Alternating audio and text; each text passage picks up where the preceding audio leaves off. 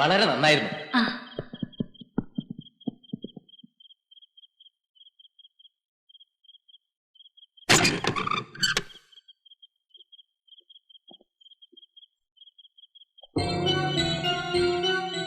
നിങ്ങളെ കസ്റ്റഡിയിൽ എടുത്തിരിക്കുന്നു.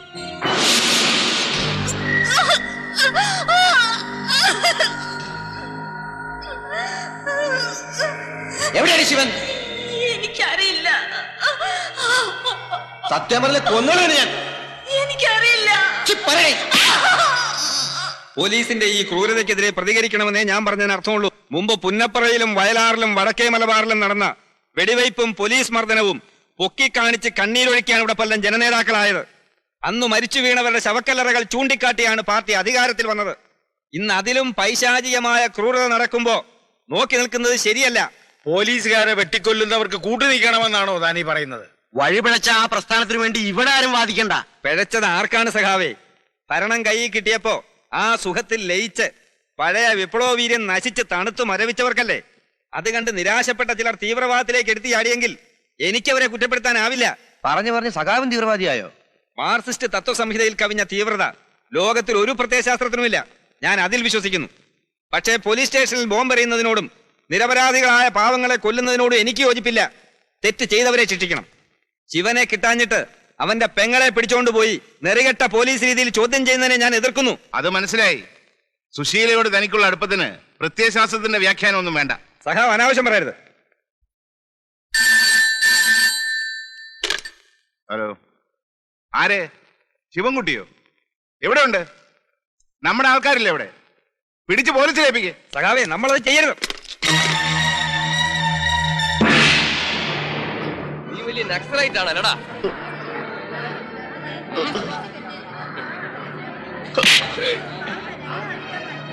പോലീസ് എന്നെ പിടിച്ചോട്ടെ, എനിക്ക് വിഷമമില്ല.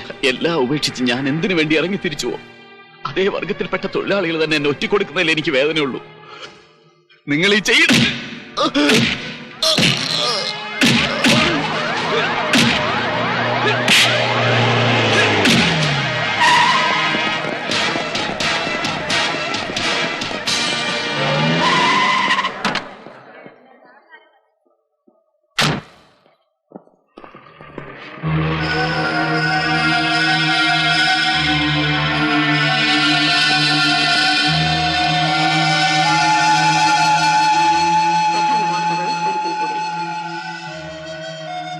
മധ്യപ്രദേശ് നിയമസഭാ തെരഞ്ഞെടുപ്പിൽ 173 മണ്ഡലങ്ങളിൽ 4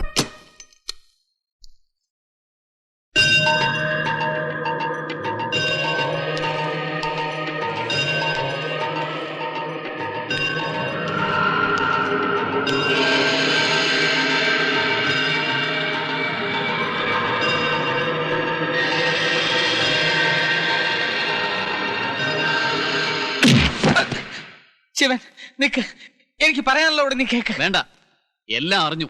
നീ വക്കീലാണ്, സായി ഭക്തനാണ്. പക്ഷെ ഇത്രയും ഞാൻ പ്രതീക്ഷിച്ചില്ല. കോളേജിലെ തീവ്രവാദിയും വിപ്ലവാചാര്യനുമായിരുന്ന നീ കഴിഞ്ഞതൊക്കെ നീ മറക്കണം. എല്ലാം ഈശ്വര നിശ്ചയമാണെന്ന് കരുതിയാൽ മതി.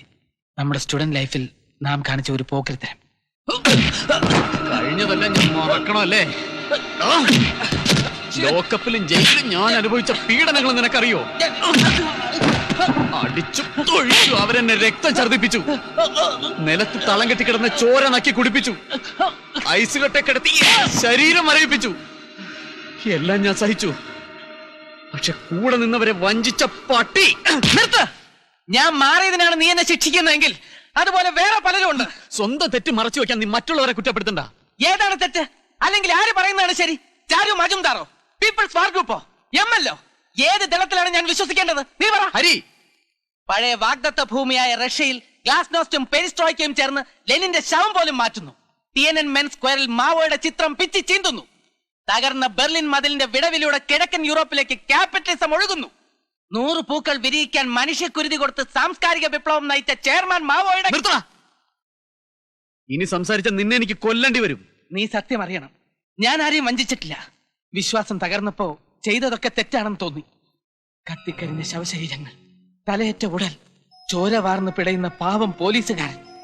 മനസമാധാനത്തിന് വേണ്ടി ഞാൻ സായി ഭക്തനായി, ഗാന്ധിനായി, പിന്നെ ജീവിക്കാൻ വേണ്ടി ഒരു വക്കീലായി, മറ്റു പലതുമായി. അതൊക്കെ തെറ്റാണെങ്കിൽ നിനക്കെന്നെ ശിക്ഷിക്കാം.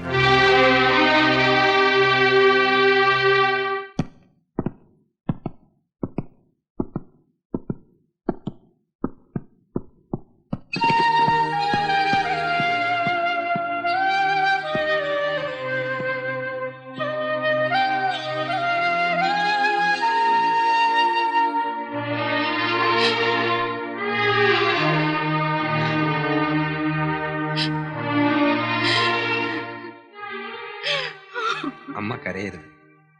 ഇവിടെ എന്നെ സമാധാനിപ്പിക്കുകയും ധൈര്യപ്പെടുത്തുകയും ചെയ്യേണ്ട അമ്മ തന്നെ ഇങ്ങനെ തുടങ്ങിയാൽ. നിന്റെ അച്ഛനെ കാണാൻ പലതവണ ഞാനിവിടെ വന്നിട്ടുണ്ട്. അന്നൊന്നും ഞാൻ കരഞ്ഞില്ല.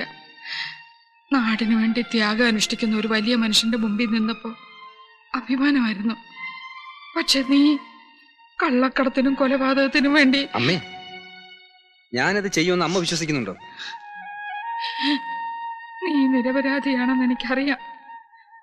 പക്ഷെ ജനങ്ങൾ, പാർട്ടിയിലെ യൂണിയനിലും പെട്ട സഖാക്കൾ, അവരുടെയൊക്കെ മുമ്പിൽ ഇനി നീ.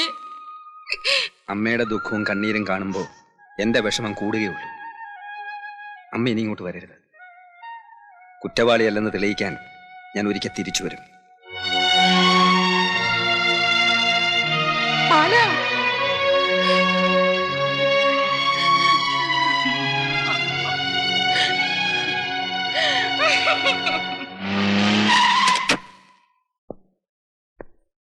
നിങ്ങൾ ഒന്നും കൊണ്ട് പേടിക്കണ്ട.